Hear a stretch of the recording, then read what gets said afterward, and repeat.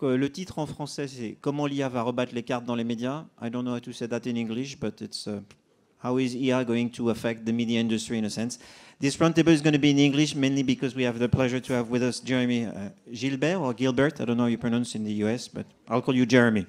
And Jeremy used to work at different newspaper publication, Washington Post, National Geographic, and he's now a professor at Northwestern University, which is in Chicago.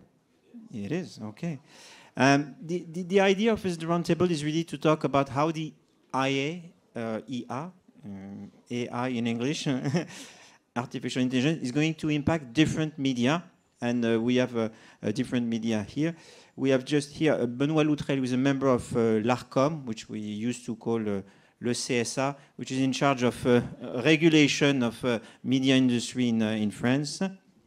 He's a member of the Collège, de l'ARCOM, and he used to work before that at, in different technological companies, but also at l'ARCEP, ART, which is the regulator of the telecommunication industry.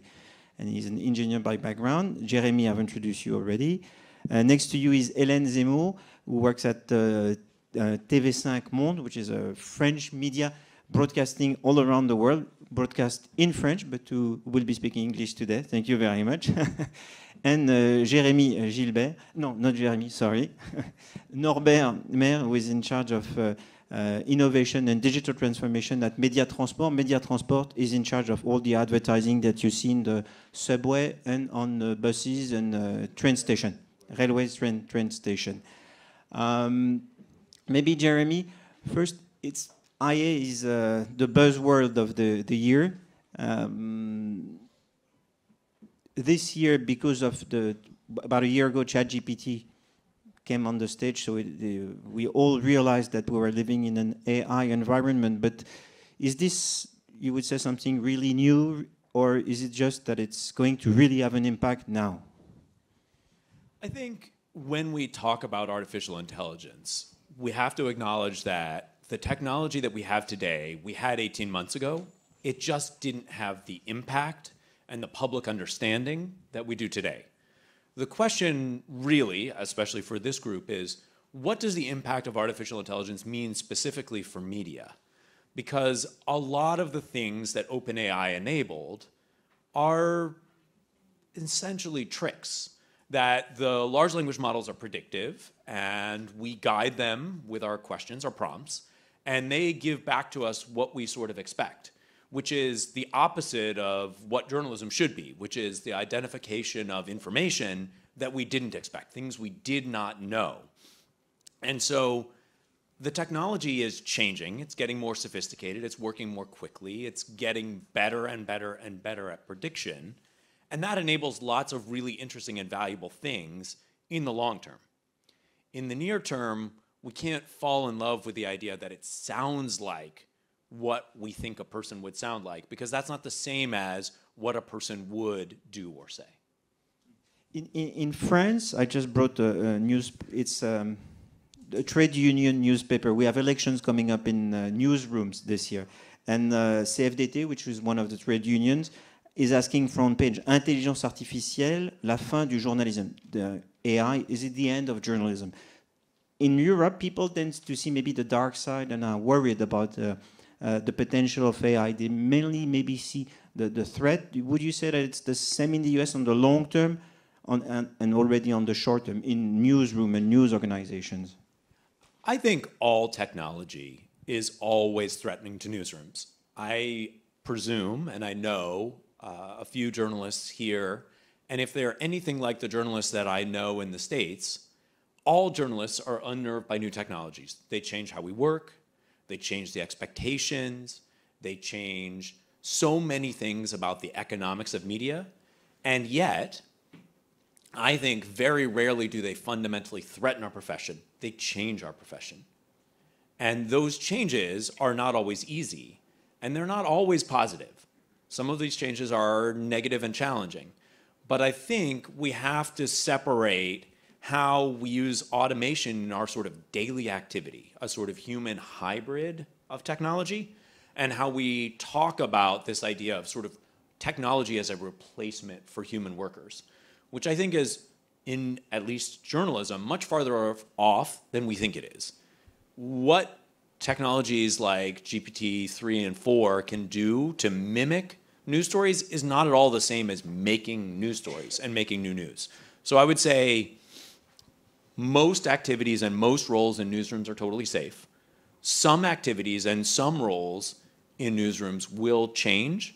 Things like copy editing or like checking for grammar and checking for facts, those may need to evolve, but fundamentally, being a reporter, gathering information, shaping what a story might look like, I don't think those activities change radically. One last question before I give the microphone to the other guests. This year we had a big strike in Hollywood, and the strike in Hollywood didn't have everything to do with AI, but AI was part of the strike motivation. Actors and script writers were worried that AI would replace part of their jobs. Isn't there here a contradiction with what you just said, which is that that there is a level of worry? People are really worried about the impact that this might have, or is it just that it's going to give too much power, not to the newsroom and those who create, but to the owners, in a sense? I don't think it's a contradiction in the sense that I'm not saying that workers in newsrooms are not worried. I'm saying I don't know that workers in newsrooms need to worry as much, which I think is the same situation in Hollywood. That the Screen Actors Guild in particular was very, very, very worried that all of the scripts and screenplays they have written would be good enough to train a model to write new scripts and screenplays that are as good. And I don't see that. It's not just that I don't see that right now. I see the fusion of the writing process with large language models being a future that enables more creativity rather than replaces human creativity. So I think it is totally reasonable for creative people in all professions to be worried, but I don't think the long term is we will replace human creativity with these models. But I do think the way that we work now probably will change, and my guess is that some of the things the Screen Actors Guild were fighting for today, 5 years from now, won't seem nearly as important. Now, I will say there is a huge question about intellectual property and who owns what, especially when machines are part of the creative process. And none of those things are figured out. There are questions about regulation. There are questions about the courts. There are questions, at least in the States, about what's even possible to copyright when machines are involved. And those questions are very much not settled, and maybe the Screen Actors Guild was wise to negotiate about some of those issues, even though I think mostly they were operating from an understandable but place of fear, instead of really assessing the technology, at least as they are now and in the near term. Norbert, you are in the advertising business, and so it's not the creation of news content or of a script for movies, but do you already use AI? Are you going to use AI even more? Does it threaten your business, or it's just a tool that will make you more efficient? No, I think it's going to work. Yeah. Okay. So yes, we are in the advertising control. Hello. Yes. So in the Médiatransports activities, we are more. That time we are at the POC. We are making proof of concept this year, and which we think that next year it will be the real start for some experiences. But we already use this in a publicist group for the agency. It's not the only one creativity activity, because it's just partial. We make some TV spot with some company like Transavia or Apprenti d'Auteuil this year, with a part of Midjourney sometimes, and but the final result is not always done, of course, with AI. You still need a few humans. Of course, and the creativity will be always done by humans at the end. So I think it's like for us, we have in IT we have three kind of used by AI. We have, of course, all what is very simple to automate, but it's not really AI. We have also AI, and for the Général, it was really different. And it starts now. We have a lot of hype words now, and next year I think it will be the real start of this. I think always about IT when we are working in that kind of department. It's always like this. Like I think it's Bill Gates who said that we tend to overestimate the change comes in the next year, and underestimate the change comes in 10 years.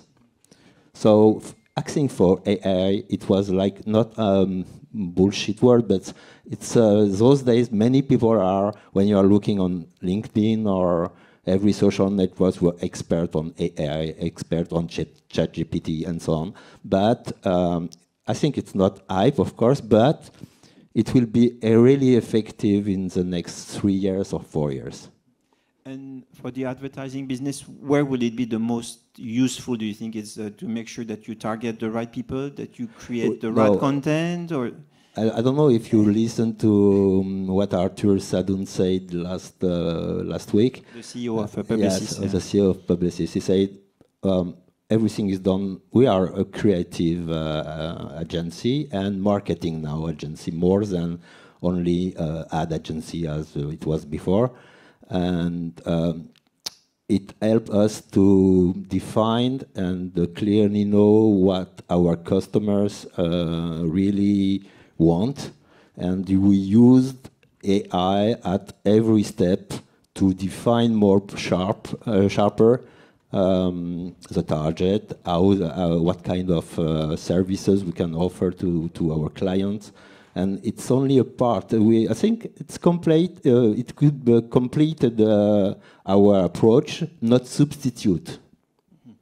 In terms of data, do you know that what you can do in Europe is very different than what you can do in the US, and that maybe AI will be actually much more helpful for advertisers and advertising agencies in the US, because many things that are not allowed in Europe will be allowed in the US in terms of targeting, I for think example? AI will be there is a real threat about on data, because data, the quality of the data is the treasure of AI. If we have enough data of qualities to exploit with LLM and so on, it will be okay. But we know already that there will, in the next future, there is a threat about this. We don't know if all data will be in open sources or not, and what kind of quality we have. If you are looking, she's not here, YouTube, but if you are going on social networks to get your data, it's not the same of the quality of the data than what you can have with the database data set we have already, and we own already. And one last question on advertising, much more targeted to Médiatransports. There is this idea that when you walk in the street, maybe the advertising will be more linked to who you are. A few years ago, there were tests that, you walk in the subway and AI knows, technology would allow you to know who you are, and that advertising will be targeted like on TV. Nothing is magic, and it's a myth also. I think for the audience knowledge, of course, data can help to be more precise, but already it's complicated in a mass media like transport advertising to say we are addressing only to this man and not this one, because it's a group of people who are near the display, okay, near the billboard. But we can more be accurate around this group to know exactly what kind of behavior we can have for the consumption and so on, in analysis and crossing different data we can get. Hélène, for a TV group like TV5 Monde, do you work on AI? Do you think that AI is going to have an impact as much as maybe innovation had in the past? Is it on your agenda, or you think it's something that you will deal with in really a very distant future? No, I think AI will be a huge wave and a huge revolution for media, and especially, of course, Gen AI. It's challenging our business model. It's challenging. It raises issues surrounding privacy, ethics, and productivity. So I think it's a true revolution in several fields. It will be, but is it already a revolution for you? Yes, it is. For instance, on the industrial field, Radio France, for instance, already developed CMS that helps journalists to write, summarize, sum up, to publish their content. So they are already augmented content producers. They developed also a public service algorithm. On the ethical field, we have to deal with the algorithm bubbles, so we have to fight against that. So it's already there. So it's we have to build some technical solutions to compensate the cognitive biases, for instance. So that's already there. And on the economic field, we have to rethink our business models, especially for media that are based on subscription, advertising, revenue media. We have to change this game. And I would say also as an industry, we might face job losses, as we said. A lot of tasks that are very repetitive can be also threatened, so that we'll have to rethink the model. But I think the main issue will be on the part of sharing revenue. We are, as French publishers, I'm part of the GEST, which is an association of French editors and publishers, and we are very attentive to that question of sharing the value-added revenue. The Poynter Institute published a study where they said that in the US, the US publishers, Google and Media owe these publishers above $10 to $12 billion a year as they use media content.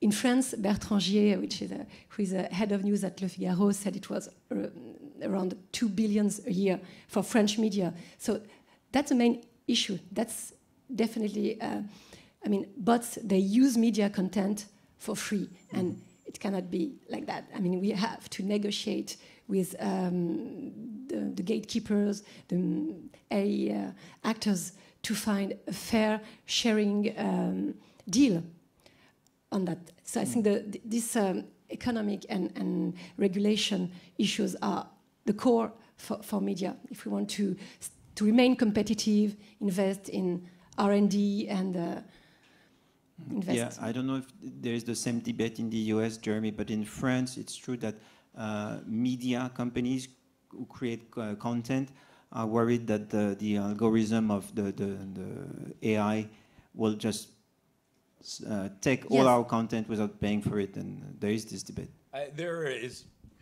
Yeah, it's working. There is real reason to believe that some of those problems are already happening. That not only are some of these large language models being trained on media content in the US and outside without permission and without compensation, but also that we're in a vicious cycle where it is so easy with the existing technology right now to produce low quality content that publishers without morals are often publishing lots and lots of low quality content that seems a lot like high quality content.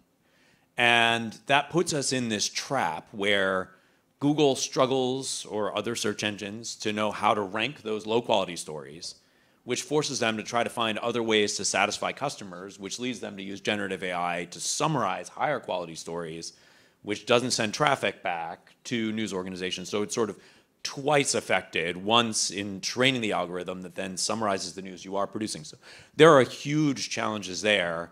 And This, I don't know if it's the same in Europe, but in the US, only the really large publishers are actually able to negotiate for any compensation with the companies training the models, companies like OpenAI. And so that even further creates a haves. You know, the Associated Press can strike a deal with OpenAI, and a have-nots, all the other media companies who don't even have access to have a conversation. Benoît, from the point of view of a regulator, are you already thinking about what AI will have as the impact of AI will have in the future? Or as most of the speakers have said, so far it's a tool. It has not really changed the landscape, so it's too early to either worry or see what kind of regulation we can think of when we look at AI. I guess we are just starting our work on AI, so at this point we only have I guess, working assumptions. But like whenever you have a new technology, and clearly here we have a new technology, you have three typology of players. You've got the malevolent actors who are going to abuse the technology. Whatever the laws you vote, they are going to abuse it. We are going to fight it collectively. And it will be an opportunity for the media to demonstrate they are part of the good guys and that they have value. That's the first category, the bad players. Second one, the lousy players. They are going to misuse it. That's really they are already misusing all technologies, producing low-quality media. They'll continue to do that, and that's what regulation is about, trying to prevent the misuse. And then you have the third category, which is the most important one, which is quality media. And for them, it's a huge opportunity. I will not repeat what Jeremy said. I fully agree with it. It's an opportunity. Those tools are sophisticated. You need professionals to use them. That's exactly what you have in newsroom. Journalists, editors who know how to use sophisticated tools like that. We have new requests as citizens for the media to help us understand this new digital world. We will develop with the academics the tools for the journalists to understand the dynamic of social networks so that we can decrypt the reality. The potential is limitless from our point of view. The question is just to really understand where are we? Are we fighting the malevolent player? Are we trying to prevent the lousy player to abuse the technology? Or are we encouraging the good players to really create value with it? It seems to me that with AI, we've seen, I think it's Jeremy who showed, not Jeremy, it was Nick who showed the slide with already fake news in the US, fake pictures. It was a picture of Donald Trump, and it was something that never happened. And already we see the pictures like that circulating on social networks. Will it be possible to regulate fake news, or to actually blame and then strike against those who promote or use or push fake news, or is it the only solution will be to educate the public? I guess it's a collective battle that will take place in all democracies. Disinformation, misinformation is as old as the world. The internet is just changing the dynamics, so we need to understand the new dynamics. It's a question, of course, of increasing the accountability of the algorithmic media, meaning the social networks, the search engine, and that's what the Digital Services Act is about. And it's about, as you said, making sure that we have very strong editorialized media. The more we work on the regulation of algorithmic media, search engine, social networks, the more we realize that we need a balance between those algorithmic media and editorialized media, which are at the heart of the democracy, how we operate. And that's why the business model of editorialized media is definitely an issue of public interest on which we see the dynamic starting of the political debate within Europe. And the last ingredient is that we need the citizens. And all regulators, not only media regulators, but the privacy regulators, the cyber security regulators, we are realizing we need to develop digital citizenship, meaning we need to invest in the citizens. That's where the strength of the democracy is, to increase the awareness, to increase the understanding of how the digital world operates, to get them to be critical of when they see an image. Say, oh yes, of course, an image can be forged. Could be forged last year, 10 years ago with Photoshops, now, and today it's with artificial intelligence, and it will work. Hélène, you wanted to add something on that? Yes, I think that as a public media and even as a media, we have a special position due to our mission, and maybe we should stop debunking fake news because there are too many of them, and maybe start labelizing our original content to tell people this is true content in the search engines. Maybe it would be easier. But I think there are two main risks in this huge wave of Gen AI. It's on the one hand, we disappear from search engine totally, and so there's no more discoverability. And on the other hand, we are being plundered by bots, and we become the simple food for AI. So what do we want? Where do we have more to lose? And I think as a public media, definitely we need to be discoverable and help these bots to train and to have value content, and especially in French language, because that's also an issue for television. So do you think that we should go maybe as far as to say to Google and Meta and the others that they have to promote your content and original and good content more than the other content in the search engines if yes, somebody's asking for something, because otherwise fake news will overload you? Yes, that's of course one of the technical solutions we are trying to improve now. There are some watermarking solutions where we can put an information in an image or text, so it's labelized and authentified. So it's really important for now. But the other way will be to, the first thing that we all did in media, we just tried to block the bad bots. So that's very complicated, but we all tried through a robot that takes state to just block the bots. But the second step will be to try to negotiate and deal with gatekeepers through a protocol that is labelized through W3C. We're talking about the TDM rep protocol. It can be a solution so that we can share the value and find a fair deal with these gatekeepers, because we are not in touch with AI, we are in touch with all these bots. So we have to tell them our condition, and we are working on a collective license with the GEST and as all the French publishers and the CFC, which is in charge of the copy, to find the fair use of AIs and a fair deal and sharing the value of content. Norbert? Yes, I think what Benoît said about the regulation is really important. It's really the part of everybody to be involved in that kind of consciousness about the need to be very prudent about AI. And we have one example, because there is a problem with AI with the transparency, of course, for the LLM and how it works and so on, but we will not resolve this here. But we already receive deepfake for hackers groups, and they could be passed like your CEO and asking for the CFO something, but the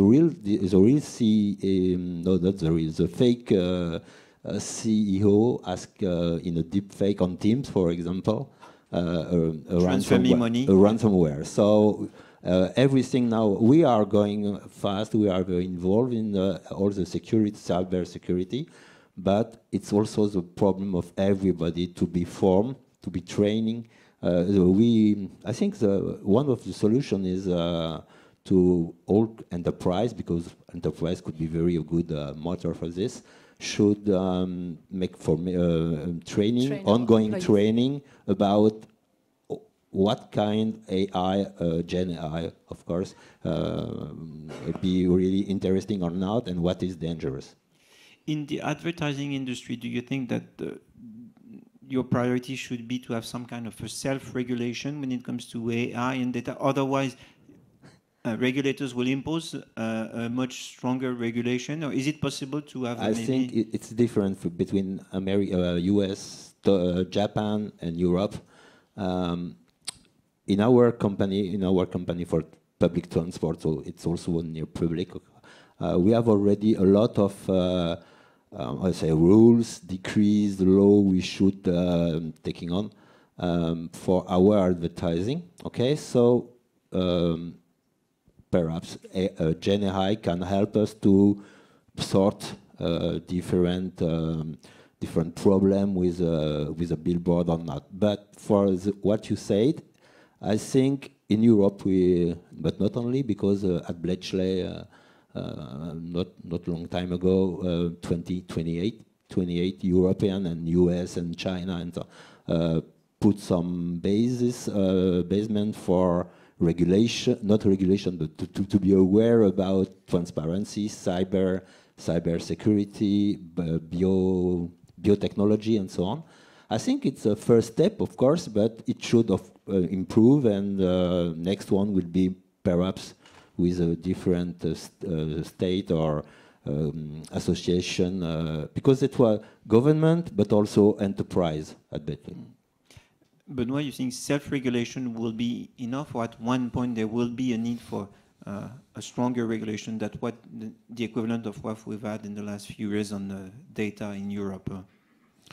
Honestly, I think at this point there is a need for something else than regulation. If you think of the idea that your regulation deal with lousy player and that you have this group of positive players who want to create values, there is a need for those people to take more initiative collectively to get the citizens, readers to understand the value of the AI they use. So it's typically, I'm referring to initiatives like the Journalism Trust Initiative promoted by Reporters Sans Frontières to allow media to team up to create a signal of a voluntary commitment to quality, not only to self-assess yourself, but to commit yourself to an independent assessment to create value, so that then you can have a dialogue with the algorithmic media industry to get more recognition of your information.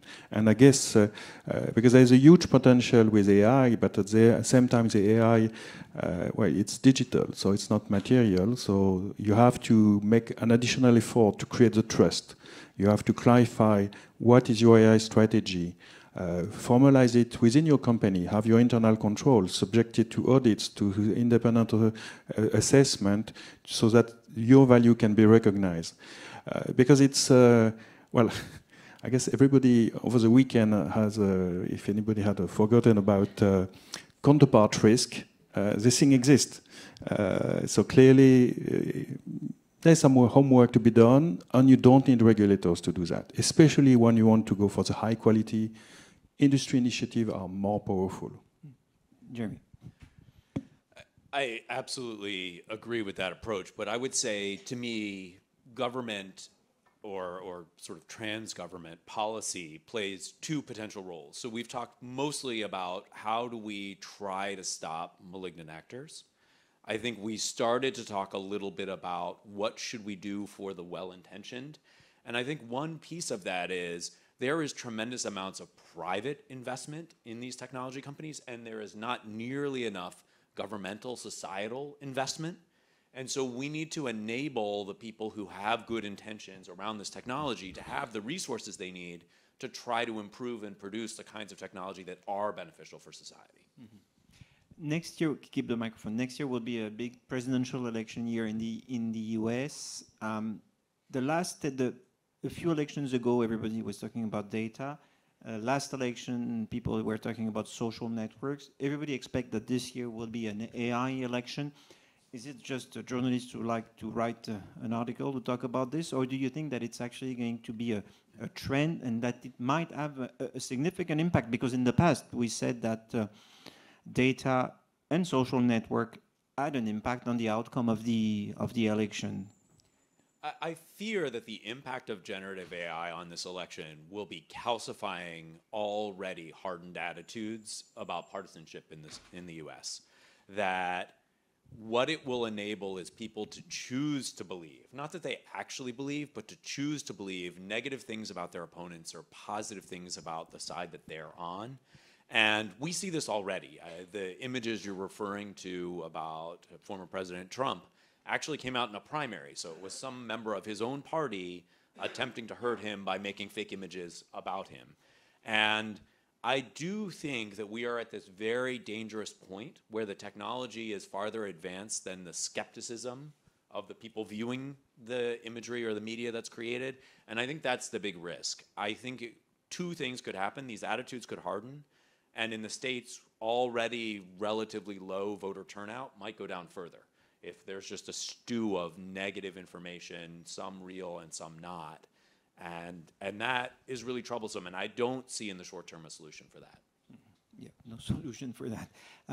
Many people said that we already live in a bubble of social networks, that we tend to see only things we agree with. Is that our media universe has been we have less diversity because there are less things that we share, all of us, but that media is more and more targeted to our own beliefs and own needs. Is this a worry for you that actually this will actually increase in the short term because of AI? And I don't see if there is a solution, because if platforms become much more strong at targeting the right content that you like, what can we do about this? There is a... I do think that sometimes we forget that it is not in our lifetime, but in recent lifetimes, that media has become deliberately neutral. That media used to be defined by geography, what could you be reached? And often in the States and across the globe, but especially here in Europe, have a very definitive political ideology, sort of before the rise of a lot of publicly funded neutral media. And so I think for better or for worse, we are going backwards that way. But I also think we can use a lot of these tools that enable hyperpartisanship to try to prevent hyperpartisanship. But it goes back to this question of whether you're sort of a malignant actor, a lousy actor, or an actor with good intention. And we need to find ways to support the people with good intentions. Mm-hmm. Benoît, just for conclusion, in ARCOM has been in charge of measuring during election time that everybody, according to each party has a time to speak on different main media, and to make sure that the debate was there was some kind of an equilibrium. In the future, if we are in a universe of social media and fake news, and what kind of impact can regulation have on democracy in a sense? Is this going? Does it have to be a priority that we make sure that actually people who promote fake news are blamed, and not only blamed but are sanctioned? I guess we are already started focusing both on traditional media, where we implement the law, and yes, you have rules on the equal access of political groups to airwaves, but also focusing on what's taking place on algorithmic media. So clearly, as we speak, we're already starting preparing the next EU election, and make sure that all the platform will have really focus in preventing manipulation of information, that information will be flowing from algorithmic platform to traditional media, because we know that part of the political debate will take place on social media, and the worst thing would be that we would have an artifact coming from the platform. Last year, we had a presidential election in France. We had 2 incidents which we managed to control. 10 days before the election, on Twitter, suddenly a bunch of accounts of prominent candidates were closed down.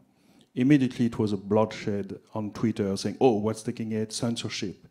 The platform, we received signaling from various sources, from academics, from media, from a government body, and we gave a call to Twitter.